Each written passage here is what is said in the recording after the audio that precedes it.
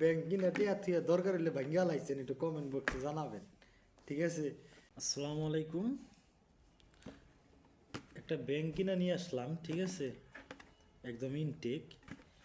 এর আগেও ব্যাংক কিনছি, অনেকগুলা কিনছি।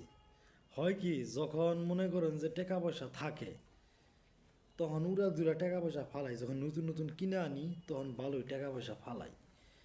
দেখা যায় যখন মাসের শেষের দিকে টাকা পয়সা না থাকে তখন আর কারো কাছে চাইতে মন চায় না, তখন করি কি,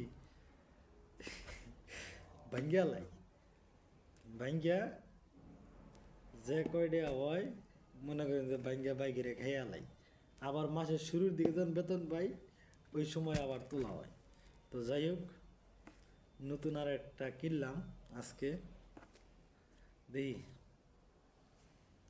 200 টাকা ফালাইতেছি, ঠিক আছে, 200 টাকা ফালাইতেছি। দেখি কয় মাস হয়, এবার আর ভাঙবো না ঈদের আগ পর্যন্ত ইনশাল্লাহ। বরকত দিও আল্লাহ। ফালাইতেছি, কি করবো, ফালাইতেছি, দরকার হইলে তো আবার দেয়া গেল ভাই গেলাম।